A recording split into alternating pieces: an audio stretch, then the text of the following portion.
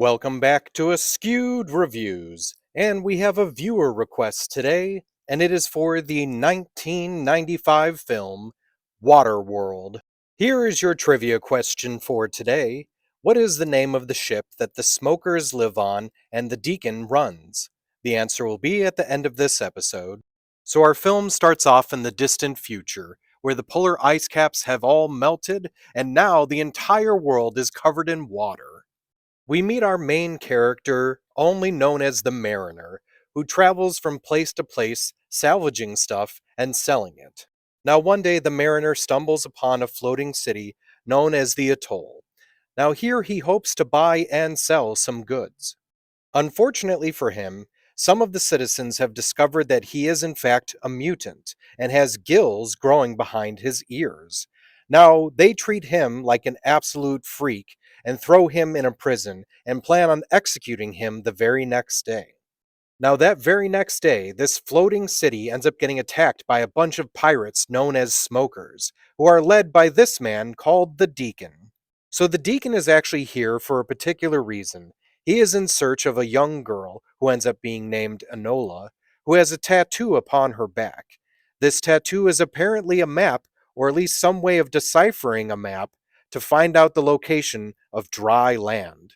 Once Enola and her adoptive mother Helen realize they are in danger, they see that the only way out of this is to free the Mariner, and perhaps he can get them passage to dry land. Once the Mariner is set free, he does help the two of them to get out of the floating city and away from the smokers. So can Enola and Helen trust the Mariner? And will he in fact be able to get them to dry land? Or will the Deacon and his army of smokers find them all first? This movie was directed by Kevin Reynolds. Supposedly, Reynolds walked out as director, leaving Costner to finish the film. Apparently, both Reynolds and Costner would constantly argue. Reynolds even stated that Costner himself should only star in movies that he himself directs. That way, he can work with his favorite actor and director. Eventually, though, Reynolds and Costner must have patched things up, as they would eventually work on the Hatfields and McCoys movie together. Other possible directors for this film were Nils Gopp, Lawrence Kasdan, and Robert Zemeckis. Kevin Costner not only starred in the movie and potentially directed part of it, he also was one of the producers, as he invested $22 million of his own money into this film. Until James Cameron's Titanic would come out 2 years later, Waterworld was actually the most expensive movie ever produced. The original script of Waterworld was actually quite different. In fact, it was pitched as a children's adventure. The character of the Mariner was actually a human that was also a defender of the floating city atoll. The character of Helen actually had two children and then adopted Enola. The Deacon was also vastly different. In fact, his original name in the script was Neptune. He would wear costumes that made him look like King Trident, and he would slap most of his crew around with a wet fish. Also, the Deacon's entire crew of smokers were actually all mutants. Another thing that appeared in one of the original scripts was that the flooding that caused Waterworld was actually because of a second moon that appeared, instead of it being caused by the polar ice caps. By the way, in case you were wondering, if the polar ice caps were to actually melt, the oceans would only rise a few hundred feet. There would still be quite a bit of land. So it's never actually stated anywhere in the film, but some people who have actually worked on the movie have said that it actually takes place during the year 2500. The tattoo that appears on Enola's back is in Chinese traditional characters. If you were to actually follow the longitude and latitude that it shows there, it should actually take you to Mount Everest. Another thing that's never actually stated in the film, but assumedly dry land that they find, is in fact Everest. Most of the entire movie is actually filmed in the Hawaiian Islands, but when they needed scenes where there wasn't any land around, they actually had to take the entire cast and crew quite a bit out into open water. Filming actually had to shut down 3 times due to hurricane alerts.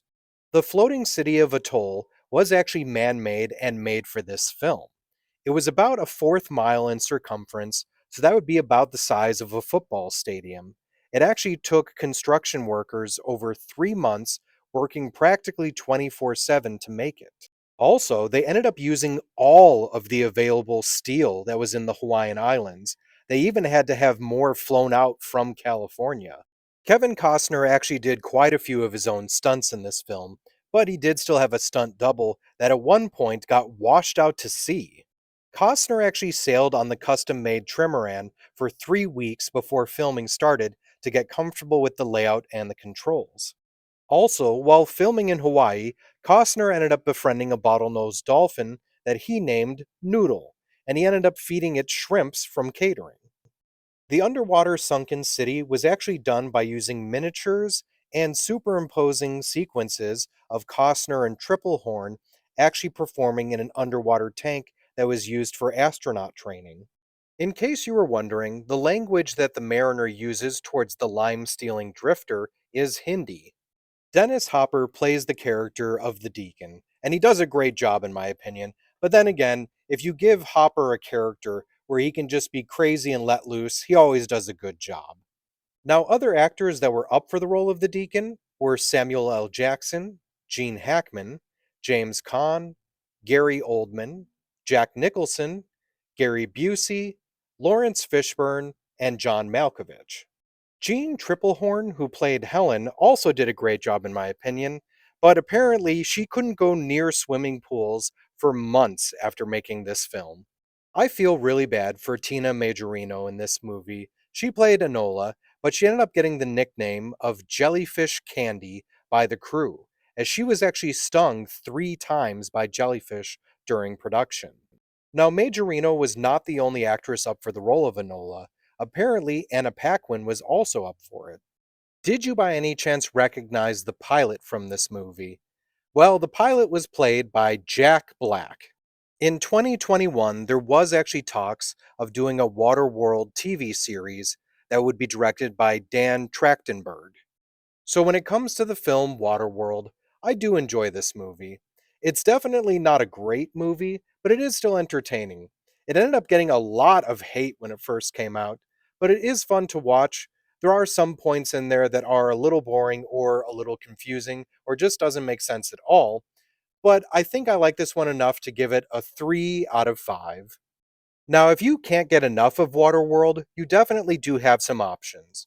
For instance, there was a sequel comic book series that came in 4 parts. It was called Waterworld Children of Leviathan. Now, Kevin Costner did not allow for his likeness to be used, so the Mariner does look just a little different. There are a couple video games to try out. There was one that was for the Super Nintendo, the Game Boy, and even the Virtual Boy.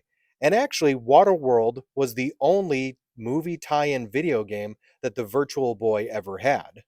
There was also a PC game called Waterworld The Quest for Dry Land, which worked a little differently, and they even made a pinball machine. Universal Studios, to this day, at least to the best of my knowledge, still has the Waterworld A Live Sea War spectacular stunt show. If you did enjoy Waterworld, other movies I recommend checking out are anything from the Mad Max series, The Postman, The Book of Eli, and Tank Girl. Now, as for the trivia question from the beginning of this episode, what is the name of the ship that the smokers live on and the Deacon runs?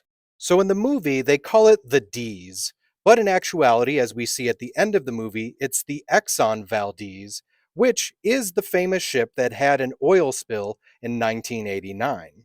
I hope you enjoyed this episode of Askewed Reviews, and if there's a movie you'd like to see get a review, just mention it in the comments.